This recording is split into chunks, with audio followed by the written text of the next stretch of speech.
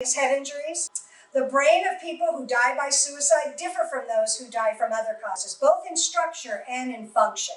And we see this in information we get from SPECT scans and CT scans and MRIs. Well, what could cause a change in both the structure and the function of someone's brain? And there are various things. At the top of the list there is post-traumatic stress disorder, PTSD, and we're familiar with that. We hear of that mostly as military people and first responders struggle with that. But they're not the only ones, as you can see from the visuals around the slide.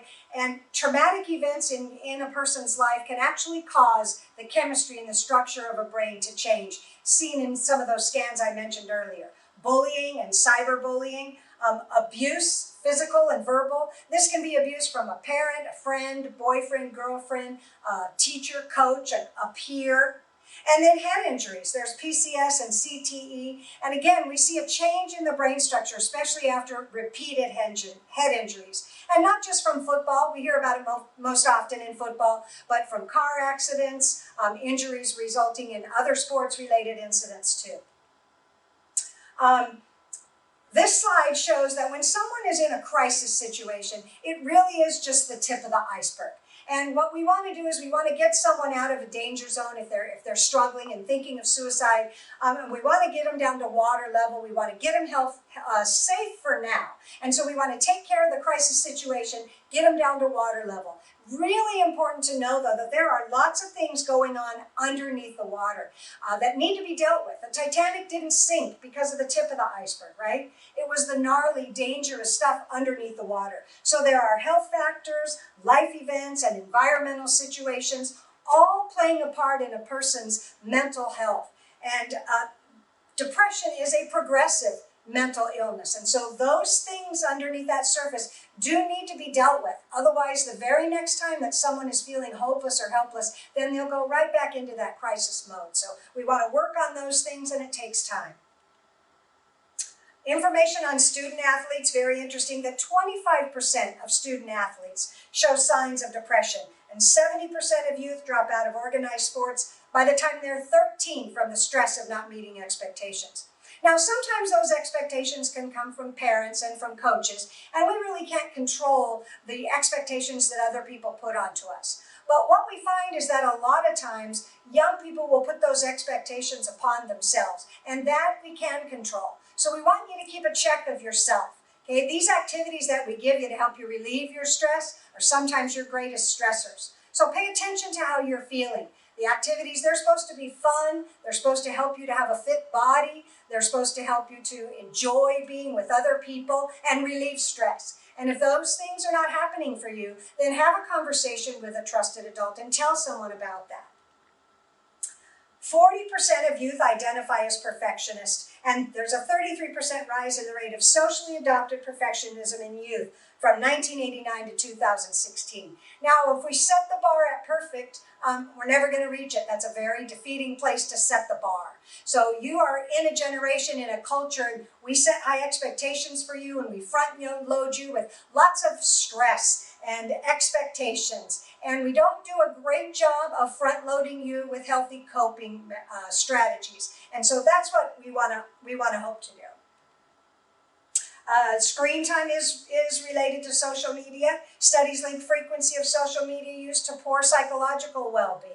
And it's not because social media is evil and because the internet is bad, because that's just not true. You know, those are wonderful tools for you to use. Of course, we have to use discernment, but those are great tools for you to use. The problem comes in where this is affecting your sleep. And screen time is linked to reduced sleep. Short sleep duration is a risk factor for depression and for suicide. Because along with not getting enough sleep, because of using devices late into the night, when people do finally go to sleep, young people especially, the device is right next to your head.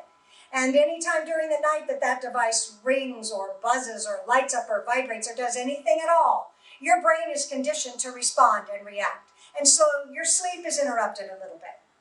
Well, while you're sleeping, that's when your brain is reproducing chemicals that you need to be healthy mentally. So if your sleep is interrupted, so is your brain's production of some very important chemicals that you need to be healthy. We're going to look at some symptoms of depression. There can be physical symptoms like headaches, dizziness, stomach aches, persistent unhappiness, negativity, irritability, uncontrollable anger or outbursts of rage. Depression doesn't always show up as sadness. Sometimes it presents itself as anger and confrontation. Being overly self-critical or having unwarranted guilt or low self-esteem. Inability to concentrate, think straight, remember, or make decisions. A loss of interest in one's pleasurable activities. Low energy, chronic fatigue, sluggishness, and there are more, but I'm going to stop for a second as we're listing these bullet points. If you identify with just one of these things, chances are you're probably not struggling with depression, but if you find that you identify with many of them, then maybe it's time to have a conversation with somebody. Also important to know that everyone has a baseline way of behaving, okay? You were not born a blank slate. You were born with a personality and character traits unique to you. And so what we're looking for you to notice is behaviors in someone or in yourself that are different from what is usual, normal behavior for that person. And if those behaviors last for a long period of time, 2 weeks or longer. There can be a change in appetite, noticeable weight loss or weight gain, or abnormal eating patterns, chronic worry or excessive fear, a preoccupation with death in literature, music, drawings, talking about death all the time, or a fascination with weapons. And then suicidal thoughts, plans, or attempts, all symptoms of depression. I think a lot of people who knew me in high school, and I guess even today, would be really surprised to know that sophomore year I was diagnosed with clinical depression as well as an anxiety disorder. And I think they would be surprised because I was the girl who had everything, who was in ASB, who was a leader on campus, who was super involved in clubs. I was the peppy little song leader at every football game, cheering on our team. And I seemed so happy, but inside I was miserable. I would go to school and I would put on this face. I would put on, that happy smile, and I would pretend, and I didn't really feel joy. I felt that depression took that away from me. And that's something that is really saddening now, is that I did have so much to be happy for, yet I didn't really enjoy it as I could have or should have because depression had its grip on me. I feel like the depression got worse because I moved away. I went to school in another state, and I was put even higher on this pedestal because I was a cheerleader and I was performing at Division I football games with, ESPN camera in my face, crowds in the thousands watching me. And I look back at those pictures and there's no joy in my eyes. There's a smile on my face, and that's it. It was so fake. And I felt like I was drowning just in the darkness and so confused and so alone. And I tried so hard to keep going, to keep acting, to not let anybody know. And that's inevitably what got me to be so much worse in such a darker place. So things got really bad until it got to the point where I felt that there was no hope at all. My name's Casey Fleckenstein, and I want to thank you for letting me share my story.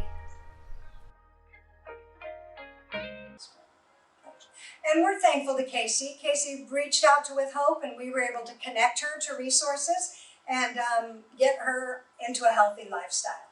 We're going to look at some of the suicide risk factors, a history of depression or other mental illness in individual or family member. This does run through families. Depression is hereditary. Mental illness is hereditary. It doesn't mean that if it's in your family, you necessarily will suffer with it. It just means that you may be more likely to. So something to watch for in yourself. A history of previous suicide attempts. We know that 80% of people who die by suicide have made a previous attempt. And that's really important because if someone is sharing with us and we know that they've made a previous attempt, then we know it is important that we get them to help quickly because they are further along the path between their thoughts and their actions. A family history of suicide. Suicide is not hereditary. There's no suicide gene. But since mental illness and the depression that leads to that is hereditary, then that's something that we look for as a risk factor. Exposure to the suicidal behavior of others also, because that's very traumatic. Alcohol or drug abuse in an individual or family. Statistically, we know that many of you are dealing with alcoholism or drug abuse in your family or even individually. We also know that as friends, you might see this before parents and teachers. So it's important to know that that is a risk factor for suicide. A stressful life event, trauma or loss, bullying or cyberbullying, a loss of a loved one to suicide, easy access to lethal methods, and incarceration, jail or prison. And if you yourself were in jail or prison, of course that's traumatic, but it is also quite traumatic if someone that you care about or love is incarcerated and can be a risk factor for suicide. We're going to look at the signs for suicide. Talking about wanting to die or kill themselves. If someone's talking about that, we're going to take that very seriously.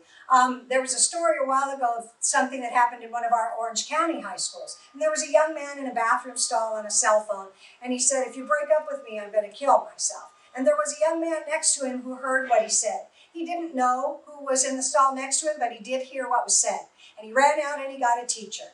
And the teacher came in and busted the door open, and sure enough, saved that young man who was going to take his life right then. But he was saved because someone took that very seriously and then did something about it, went and got an adult.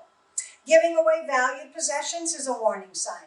Amber left her goalie gloves on the soccer field the night before she took her life.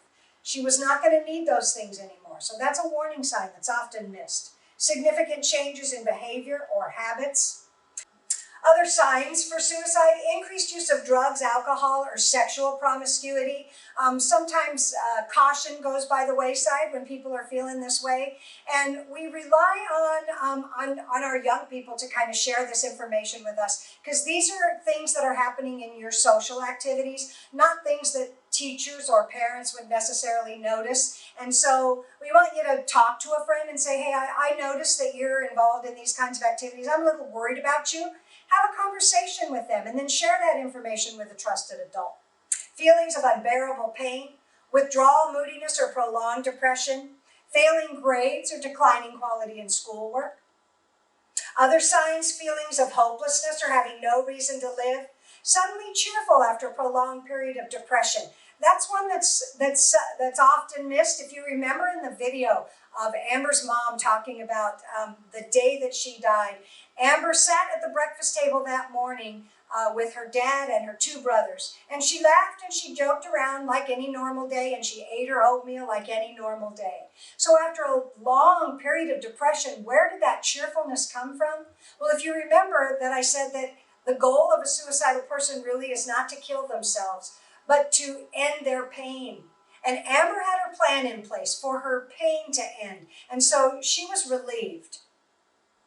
Talking about being a burden to others: everyone would be better off without me. I shouldn't have even been born. No one would miss me if I weren't here. You're most likely going to see that in a post. And so we want you to take a screenshot if you see something like that. Share that information.